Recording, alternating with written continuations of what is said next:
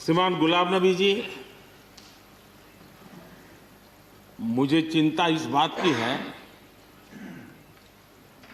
कि गुलाम नबी जी के बाद इस पद को जो संभालेंगे उनको गुलाम नबी जी से मैच करने में बहुत दिक्कत पड़ेगी।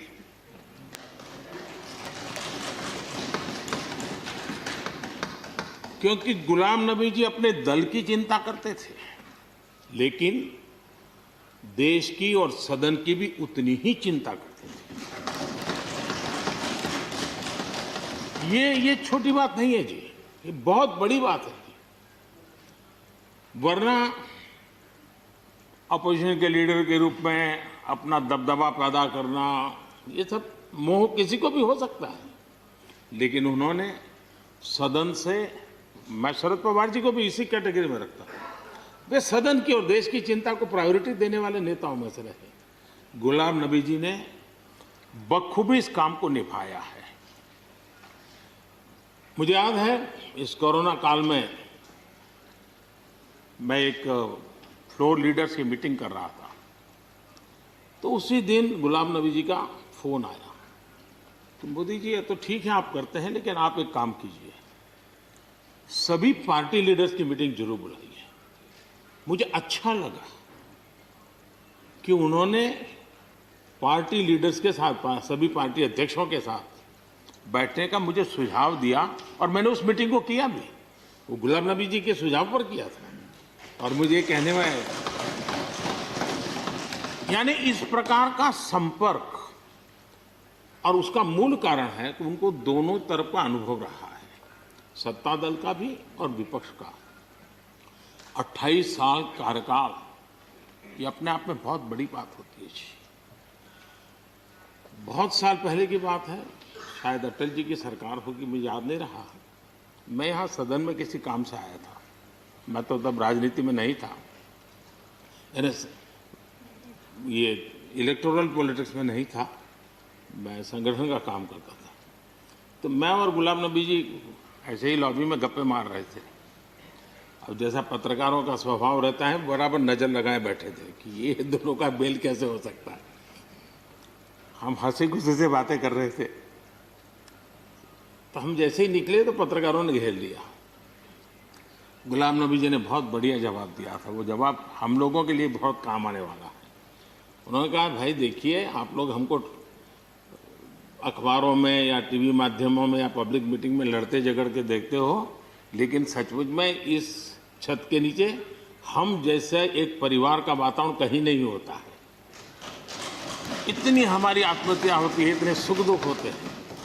ये जो स्पिरिट है, वो स्पिरिट अपने आप में बहुत बड़ी बात होती है। गुलाम नबी जी का एक शौक शायद बहुत कम लोगों को पता होगा, और कभी उनके साथ बैठोगे तो बताएंगे,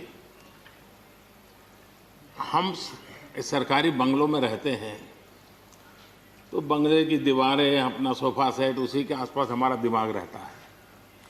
लेकिन गुलाम नबी जी ने उस बंगले में जो बगीचा बनाया है, यानी एक प्रकार से कश्मीर की घाटी की याद दिला दे, ऐसा बगीचा बनाया है।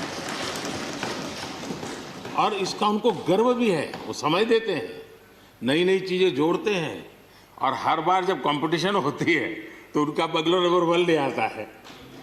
यानी अपने सरकारी जगह को भी कितने प्यार से संभालना, यानी बिल्कुल मन से उन्होंने इसको संभाला है। जब आप मुख्यमंत्री थे, मैं भी एक राज्य का मुख्यमंत्री के नाते काम करता था, हमारी बहुत गहरी निकटता रही उस कार्यकाल में। शायद ही कोई ऐसी घटना मिल सकती है कि जबकि हम दोनों के बीच में कोई संपर्क सेतु न रहा हो। एक बार गुजरात के यात्री, क्योंकि जम्मू कश्मीर में जाने वाले टूरिस्ट में गुजरात बहुत बड़ा नंबर रहता है, और टेररिस्टों ने पर हमला कर दिया, करीब 8 लोग शायद मारे गए। सबसे पहले गुलाम नबी जी का मुझे फोन आया।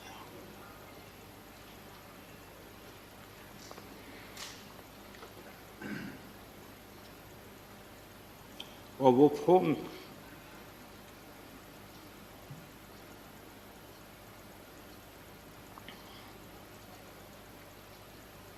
सिर्फ सूचना देने का नहीं था,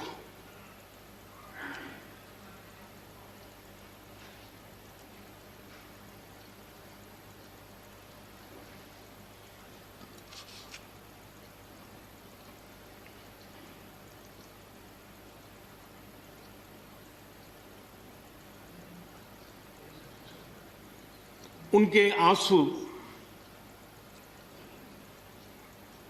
रुक नहीं रहे थे। फोन पे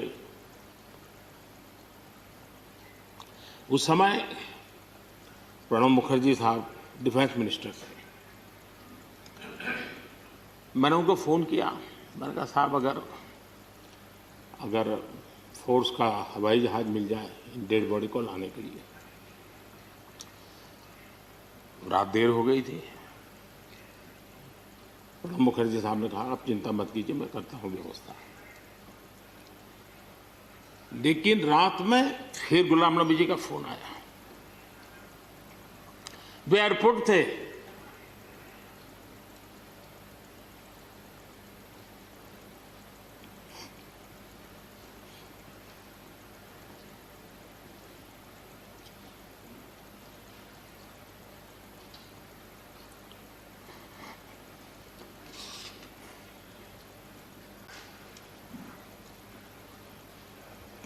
एयरपोर्ट से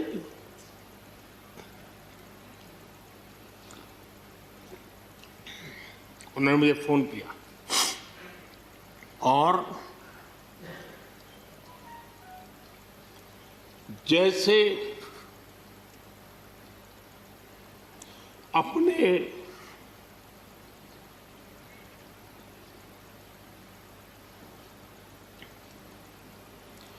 परिवार के सदस्य की चिंता करें,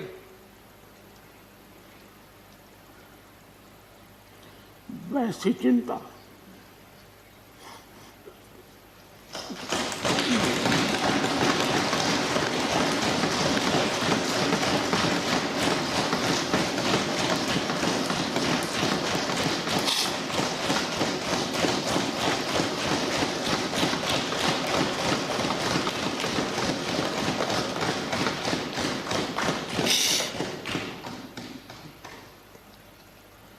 पद, सत्ता जीवन में आती रहती है, लेकिन उसे कैसे पचाना,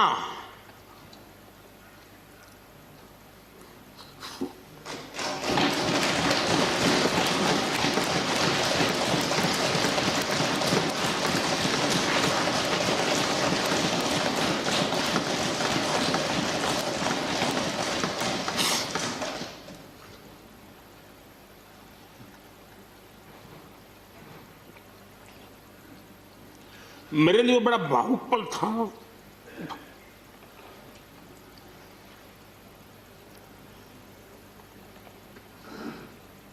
दूसरे दिन सुबह फोन आया कि मोदी जी सब लोग पहुंच गए।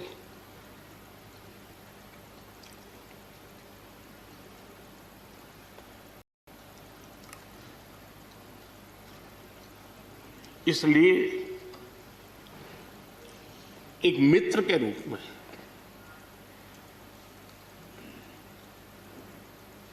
गुलाम नबी जी को घटना और अनुभव के आधार पर मैं आदर करता हूं।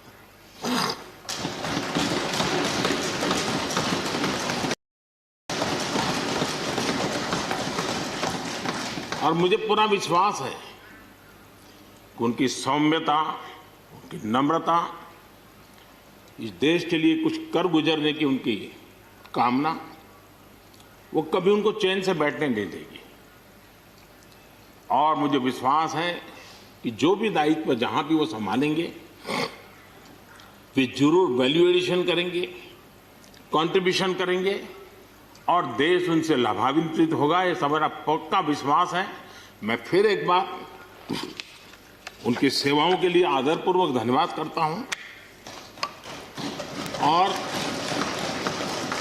व्यक्तिगत रूप से भी मेरा उनसे आग्रह रहेगा कि मन से मत मानो कि अब आप इस सदन में नहीं हो। आप के लिए मेरे द्वार हमेशा खुले, इन चारों माननीय सदस्यों के लिए खुले हैं। आपके विचार, आपके सुझाव, क्योंकि देश में सब बहुत जरूरी होता है, ये अनुभव बहुत काम आता है, मुझे मिलता रहेगा, ये अपेक्षा मैं रखता ही रहूँगा। आपको मैं निवृत्त होने नहीं दूंगा। फिर एक बार बहुत शुभकामनाएं, धन्यवाद।